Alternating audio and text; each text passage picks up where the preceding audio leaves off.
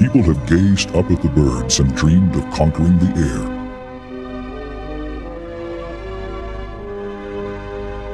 Of freeing themselves from the natural limits that bind them to the earth.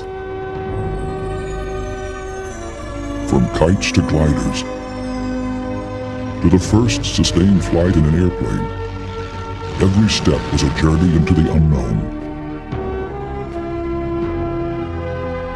That vast and undiscovered country which inspires humankind to seek new frontiers, no matter what the cost. Further, faster, higher. Each new aeronautical concept was born of a vision to try something that had never been tried before and might never succeed. And as the boundaries of flight were pushed above and beyond the limits of the past, so too were the limits of human endurance, bravery, and imagination. Every stage in this never-ending quest was marked by trial and error, failure and success, tragedy, and heroism. Revolutionary ideas were embodied in experimental aircraft of strange and wondrous design.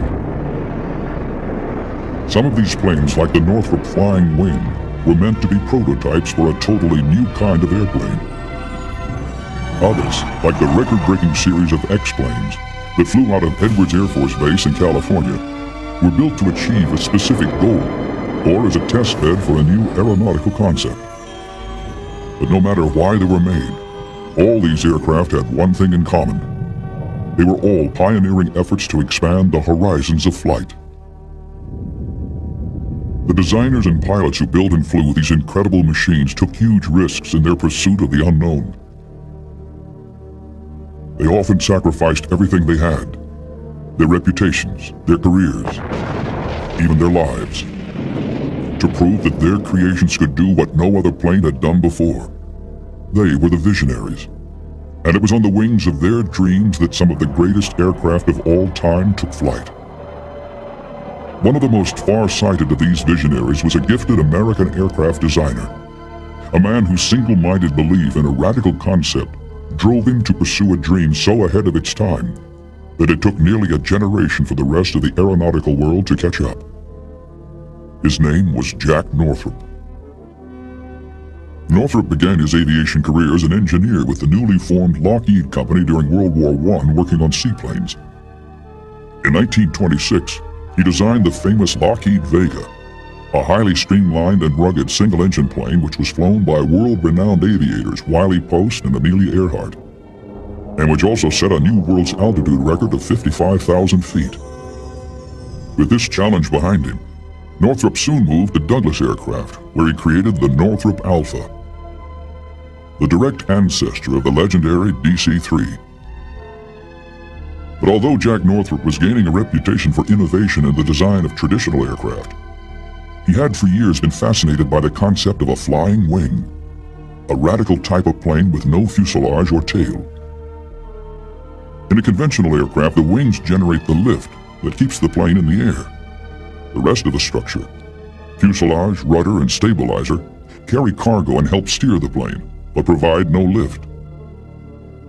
A flying wing, on the other hand, devotes nearly all of its surface area to generating lift, while at the same time eliminating the appendages that create drag. Theoretically, these features produce extremely high efficiency, which give the flying wing greater range and load-carrying capability, while also requiring less power than a more orthodox plane of the same size. On paper, it was a superior aircraft, but as a practical flying machine, it was totally unproven. Still, to Northrop, the wing was as near to perfection as any aircraft design could be. He became obsessed with the idea of filling the skies with these elegant and graceful creations. Jack Northrop wasn't the only one to glimpse the promise of the wing. Since the 1870s, other designers around the world had proposed a series of schemes, and some of these strange craft were even built. But in the 1930s, Northrop, the man who was to take the flying wing to greater heights than anyone else, was still working on conventional airplanes. Then, In 1938, Northrop left Douglas and formed his own company. After a shaky start, he finally landed a contract to build dive bombers for Great Britain. The contract gave Northrop enough capital to build his first experimental flying wing, the M1M. A plane of unusual interest is demonstrated at Rosamond Dry Lake in the Mojave Desert. It is the latest model of the Northrop Flying Wing. Developed from designs originated by Mr. Northrop in 1923, this bat-like plane is devised to use all its service for useful lift. The elimination of non-lift elements such as tail and fuselage is what does the trick.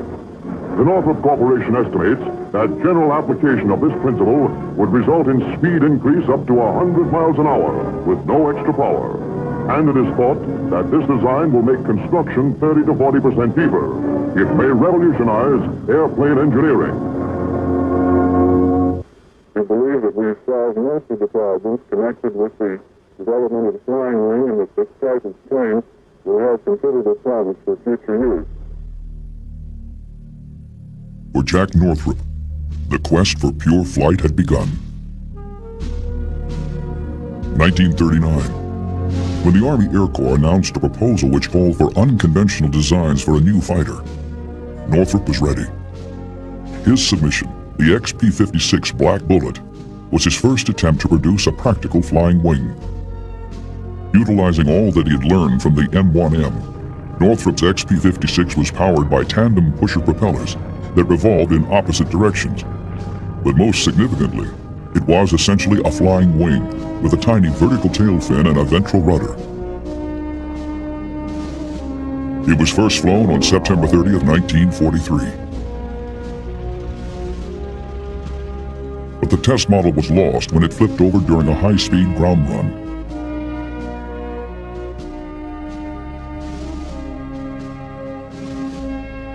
Though a highly modified second wing achieved some success, it failed to meet the military's design specifications. With the successful performance of conventional fighters like the P-51 Mustang, the Army decided that there was little value in developing such a radical aircraft.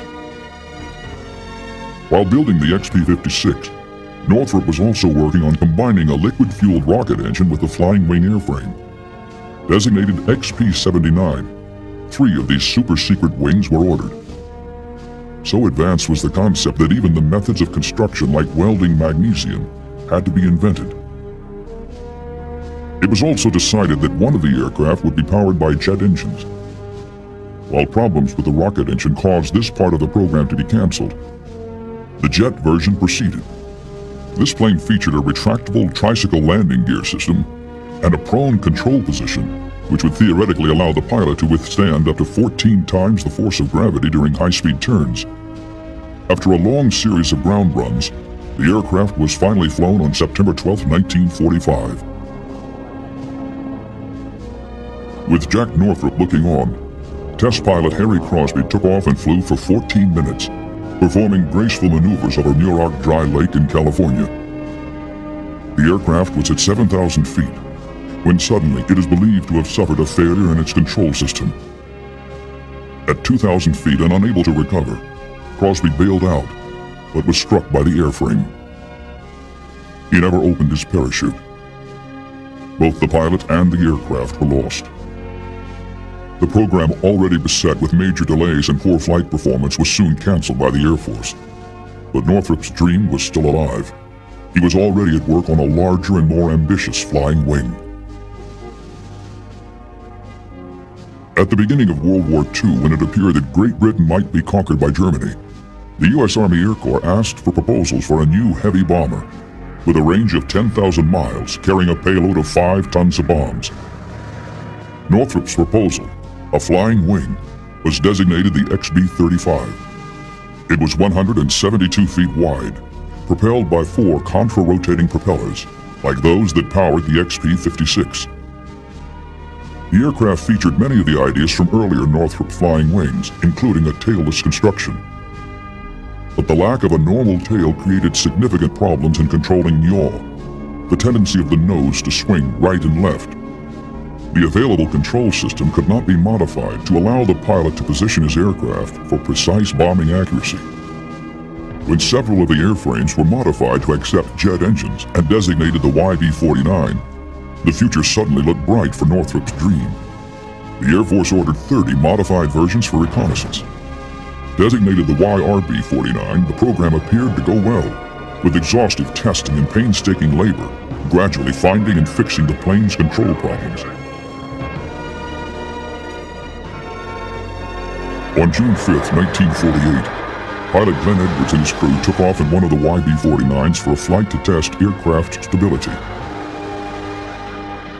Everything apparently had gone smoothly, as Edwards radioed that he was returning to Muroc Air Base. A few minutes later, the YB-49 suffered a structural failure in one side of its wing. It disintegrated in the air, crashing just north of the town of Mojave. Everyone aboard was killed.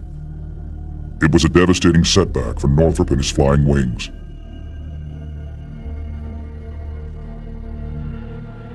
The Air Force was becoming skeptical, but Northrop and others had no doubt that the YB-49's problems could be overcome. Northrop even launched a full-scale promotional campaign to try and sell the wing as a passenger plane. Now, a preview of the flying wing transport of tomorrow. The midsection provides ample room for 80 passengers. Spaciousness keynotes the luxurious main lounge, extending 53 feet inside the wing. And future air travelers will really see something. Through the plexiglass windows of the front wing edge, passengers have an unimpaired view of the Earth unrolling thousands of feet below. Coast-to-coast flights in 4 hours may not be too far away. The dorsal tip of the plane provides an excellent vantage point to see the world go by. Snug as bugs in their magic carpets, air travelers can look down on mere Earthlings as the double quartet of mighty turbojets whistle them through space.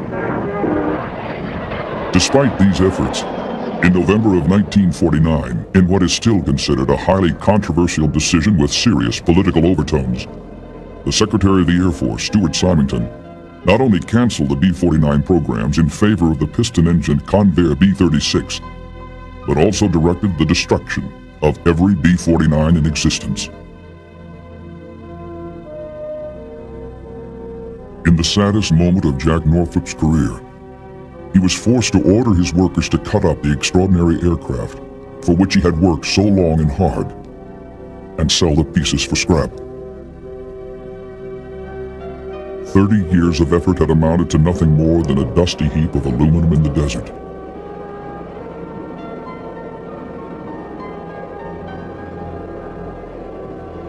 Northrop was a broken man.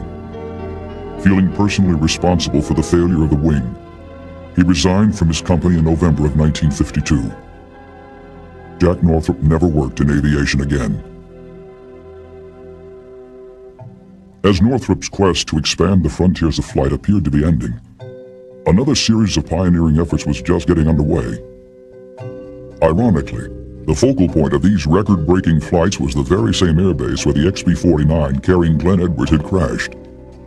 It was here at Muroc, later renamed Edwards Air Force Base in Glenn Edwards' honor, that some of the most advanced planes ever created shattered more barriers in a briefer span than at any previous time in the history of aviation. These were the aircraft of the legendary X-Series. The origins of the X-Series were found in a set of problems that surfaced in the high-performance fighter aircraft that took to the skies during World War II. Early in 1941, Army test pilot Signe Gilkey was testing a new Lockheed P-38 in a high-speed dive. As the airspeed increased, the nose of the aircraft tried to tuck under, and the rudder and elevator shook violently. Gilkey reduced power and gradually flew the aircraft out of the dive. After a thorough investigation, Lockheed personnel, including the P-38's designer, the legendary Kelly Johnson, discovered that this extraordinarily sleek aircraft was encountering new and unsuspected aerodynamic phenomena as it approached higher speeds. They called it compressibility effects. Another P-38 was modified with a boosted elevator system, and Lockheed test pilot Ralph Burton took the aircraft up for further high-speed dive tests. At just over 530 knots, the tail broke away and the aircraft spun inverted into the ground, killing Burton. The P-38 and other high-performance fighters of the time were encountering what would become known as the transonic range, where the air passing over the wing can exceed the speed of sound. As this air mixes with the slower subsonic air passing under the wing, it creates turbulence which acts upon the tail surfaces of the aircraft, causing the controls to respond unpredictably. In many cases, it took the pilot's full strength just to keep the controls from moving by themselves. Sometimes, aerodynamic forces in the transonic range could cause the tail of the aircraft to fail. This is what happened to Virden's P-38. As aircraft speeds increased during the 1940s, compressibility effects became more and more of a problem. The severe buffeting which beset planes as they inched closer to the speed of sound, or Mach 1, convinced some investigators that there was an actual sound barrier. But what was the sound barrier? Speculation grew wide and fanciful. Some theorists suggested it was an invisible wall in the sky into which aircraft would crash. Others even thought that a pilot's voice would get stuck in his throat, or that time would reverse itself, and the pilot could emerge from supersonic flight younger than when he entered it. No one really knew for certain, but in the United States and elsewhere, a number of dedicated scientists realized that unless this sound barrier could be overcome, aviation was just about at the end of its ability to advance. The chief obstacle they faced was that research was limited by existing aircraft. In order for an aircraft of that time to gain enough speed to enter the transonic range, it had to dive from a very high altitude and begin its pull-out high enough to regain normal flight before hitting the ground. The entire maneuver took about 70 seconds, leaving only moments to gather data. It soon became obvious to the aviation industry and to NACA, the National Advisory Committee for Aeronautics, NASA's predecessor, that further study of the effects of compressibility was going to be limited by the brief time that propeller-driven aircraft could achieve and maintain transonic speeds. Thus, the requirement for an aircraft which could achieve this speed in straight and level flight was equally obvious. Two teams of designers and engineers were set to work to create aircraft which could explore and, it was hoped, conquer these aerodynamic limits. The first team, aligned with the Bell Aircraft Company, created the XS-1, which became famous as the X-1, the first of the great X-planes. Great care was taken in the X-1 to minimize risks to the pilot. To reduce the danger of tail failure, the X-1 was designed with a thinner tail mounted above the wake from the straight wing. This would allow the tail to maintain its efficiency after the wing had begun to experience the transonic effects of compressibility. To avoid the dangers of relying on a rocket engine for the critical takeoff phase of the flight, it was decided to air-launch the X-1 from a specially modified B-29. This would also reduce the prodigious amount of fuel that would be required for the gas-guzzling rocket to take off from the ground. Another feature of the aircraft was that the entire horizontal tail could be trimmed in addition to the normal elevator it had. This idea was the prototype for the stabilators, used on many later high-performance jets. Captain Charles E. Chuck Yeager, a 24-year-old fighter pilot and graduate of the Army's test pilot course, was selected to fly the X-1. Yeager had been a double ace during World War II, shooting down a total of 11 enemy aircraft, including 5 on a single mission. He had earned the Distinguished Flying Cross, 2 Silver Stars, the Bronze Star, and 7 Air Medals. In the arena of air combat, Yeager was unquestionably one of the hottest pilots in the world. But it was in the precise and rigid realm of test flying where his true brilliance would ultimately shine through. Flying from Muroc Air Force Base, Yeager and the X-1 team proceeded carefully, gradually increasing the speed by 10 to 20 knots until the 8th flight. On October 10, 1947, Yeager achieved Mach .997, the very edge of the sound barrier. But after arcing over at 45,000 feet while on his descent, the interior of the windshield became coated with frost, which Yeager could not scrape off. The 2 chase pilots flew alongside and talked him down to a blind landing. After the data from the instruments and ground tracking sites was examined by the engineers, it was decided that the next flight would be the attempt to surpass Mach 1. 4 days later, on October 14th, Yeager climbed down into the cockpit of the X-1, now named Glamorous Glennis after his wife. Because of 2 ribs broken in a horseback ride the night before, he had to use a sawed-off broom handle to lock his canopy.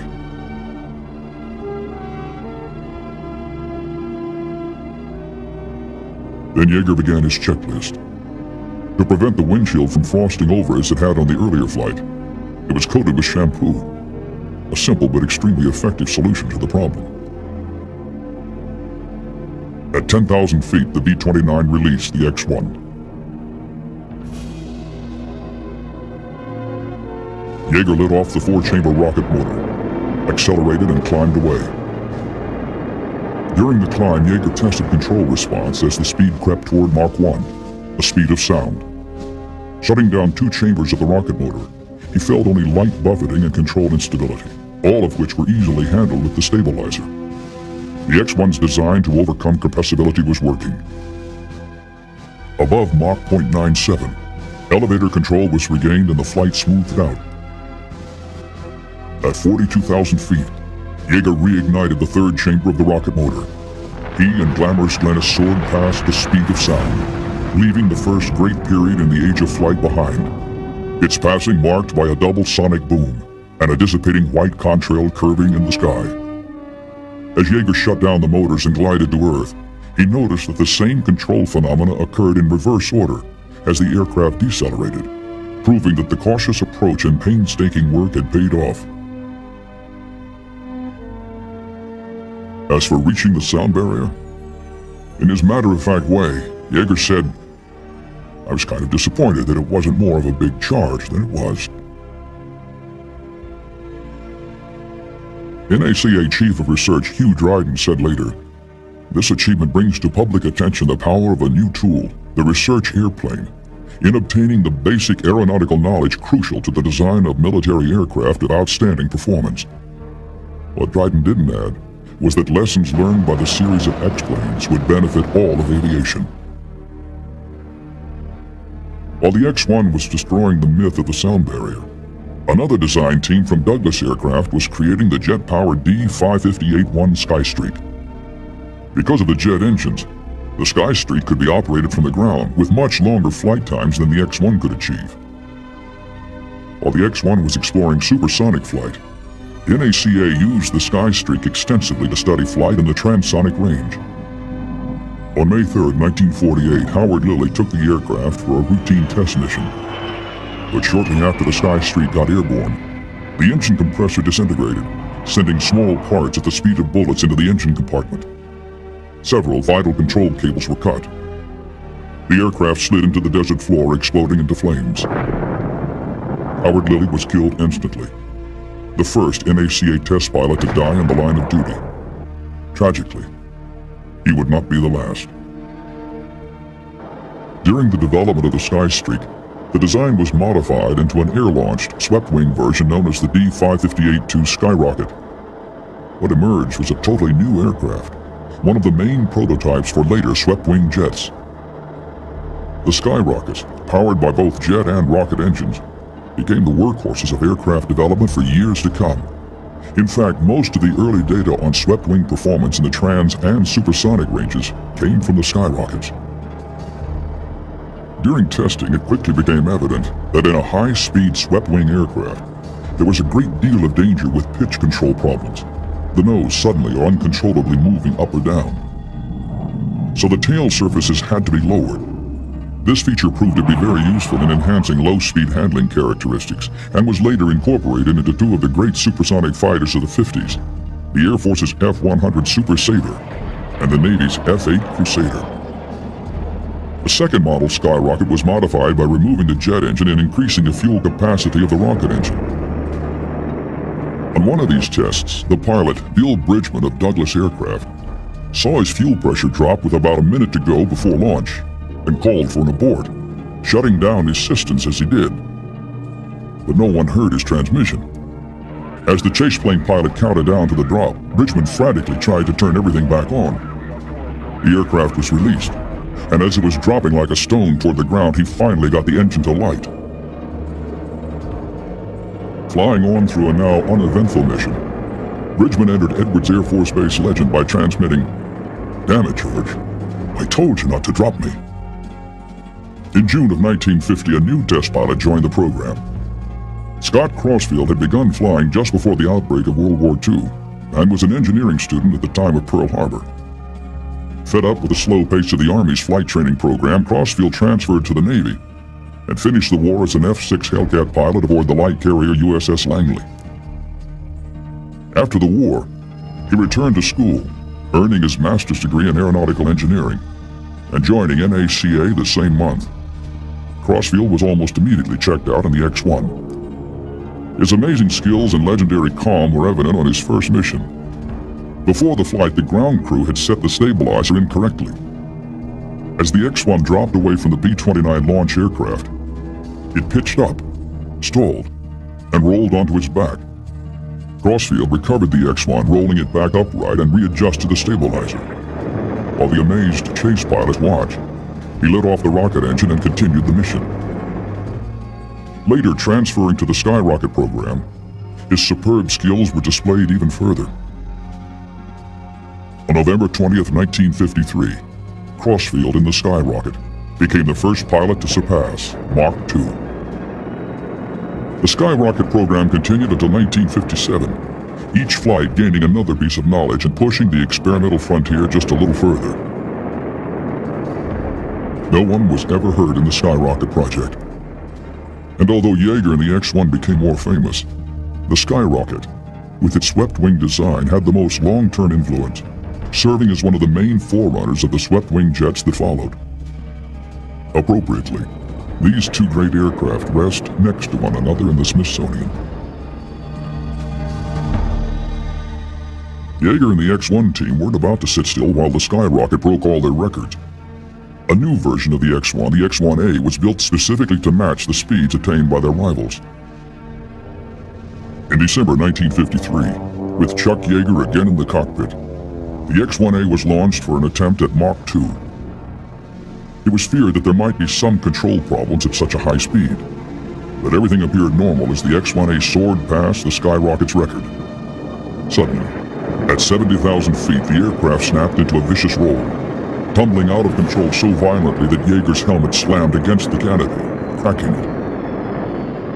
Passing 40,000 feet, the aircraft entered an inverted spin.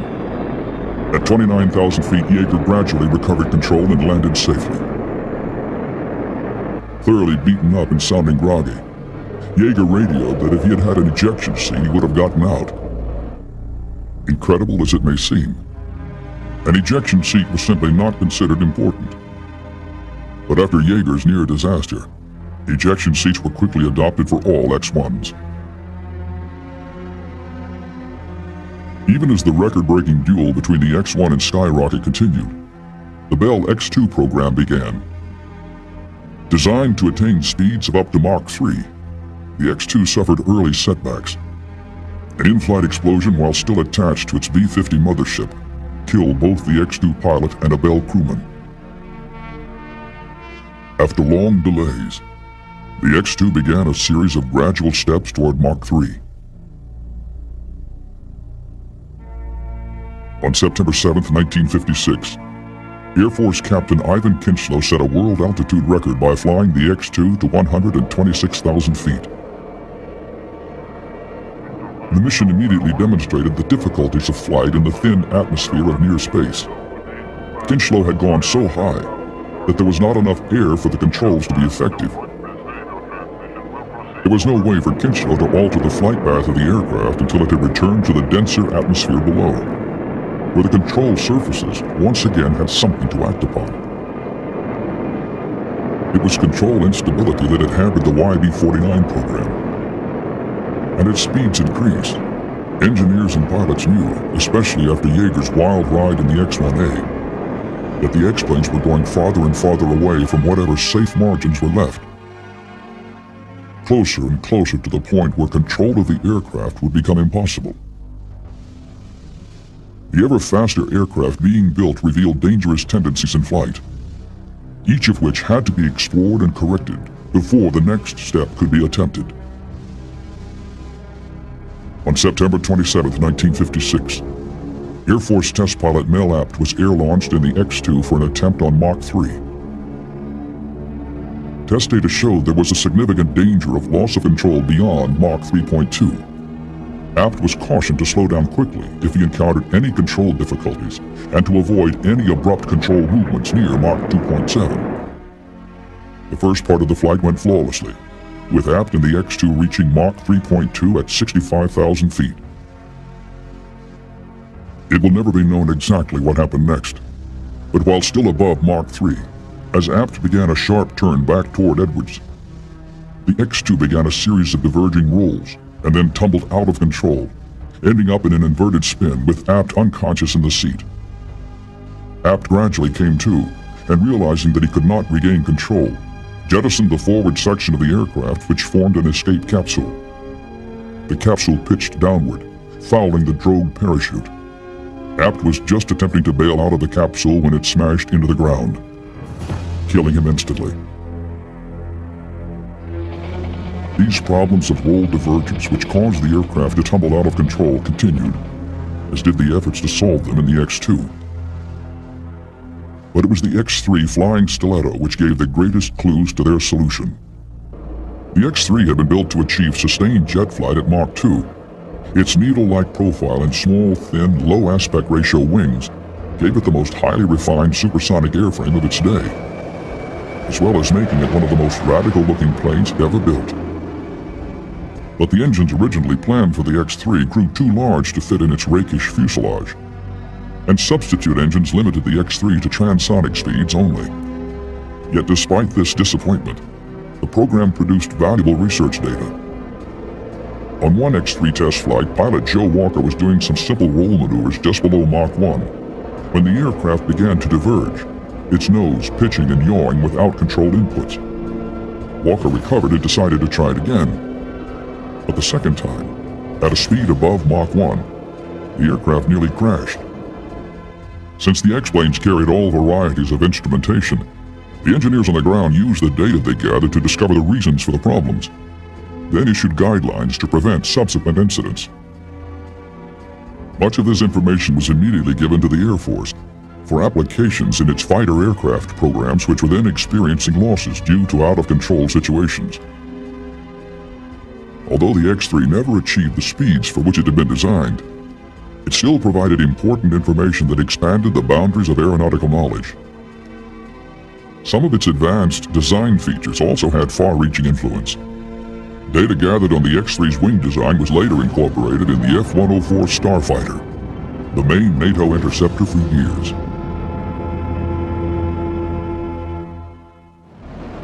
In the early 1950s, while supersonic flight was still being explored, other scientists and engineers began to study the possibility of manned spaceflight, using personnel, equipment, and data taken from Nazi Germany's rocketry program.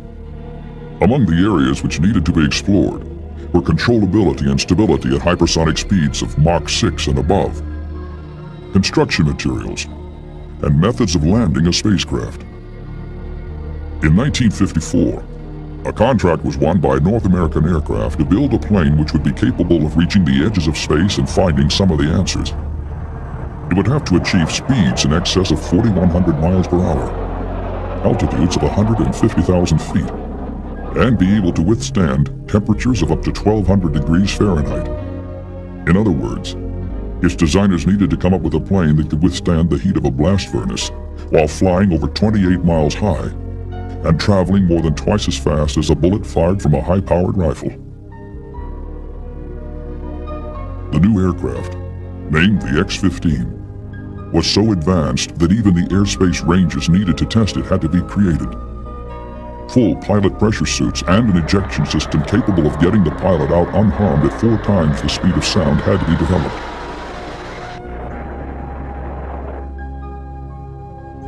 The rocket engine which powered it was capable of delivering 57,000 pounds of thrust.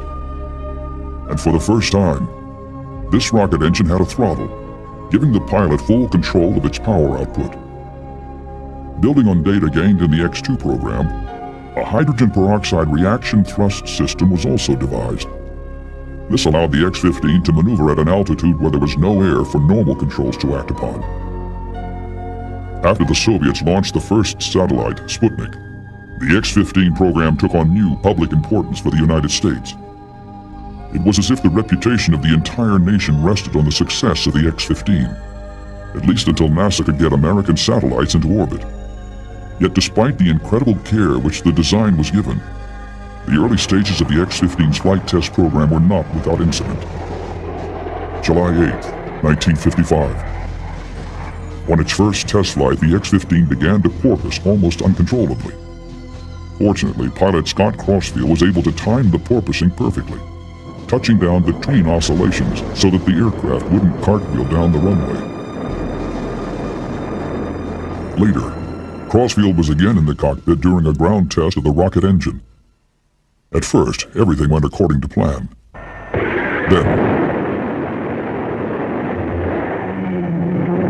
malfunction. Throttle off. Reset.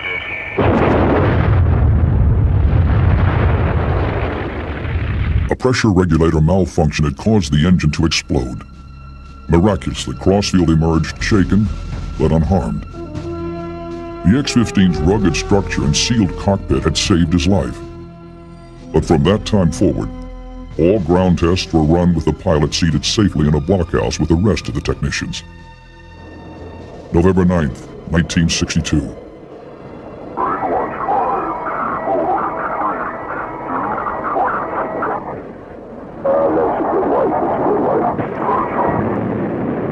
Pilot Jack McKay was making the 74th flight of the program when his engine failed to respond to throttle inputs. Push your throttle up and give us chamber pressure. Roger, you got the full throttle? You're running at 30%. He immediately shut the engine down and began dumping fuel in preparation for an emergency landing. Roger, you're going by Mud Lake. It looks like a landing at Mud Lake. But he couldn't complete the process before he began his final approach.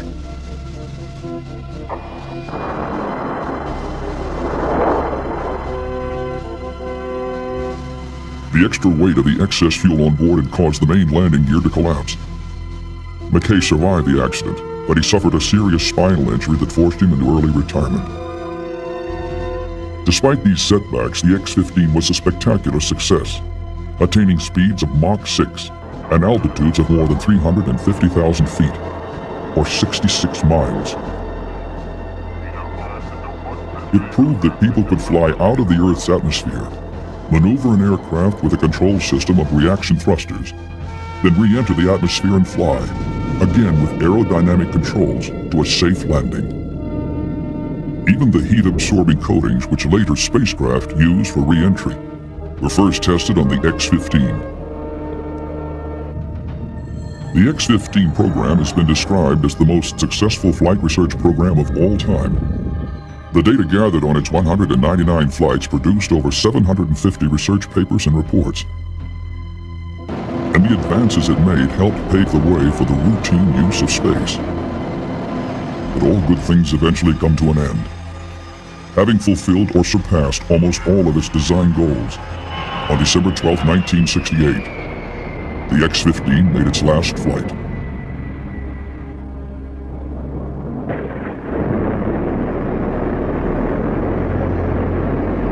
After the X-15, the X-Series continued.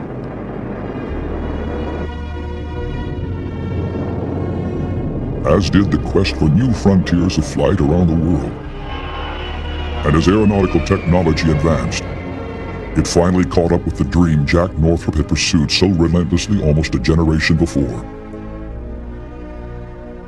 April 1980. Jack Northrop, 84 years old and in failing health, was invited to visit the company that still bore his name. It had been almost 30 years since the crash of the flying wing that killed Glenn Edwards.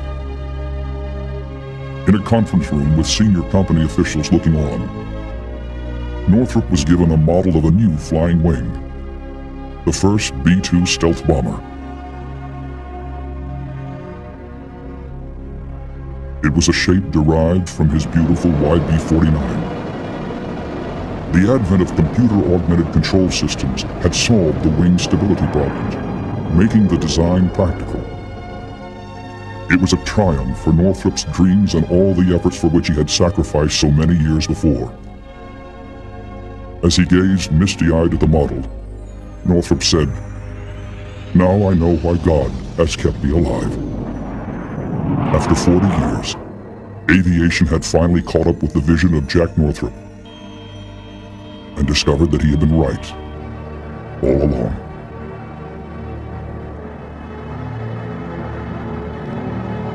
It has been said that over half the sum of human knowledge has been gained in the 20th century, and over 3/4 of what we know about aviation has come since the end of World War II.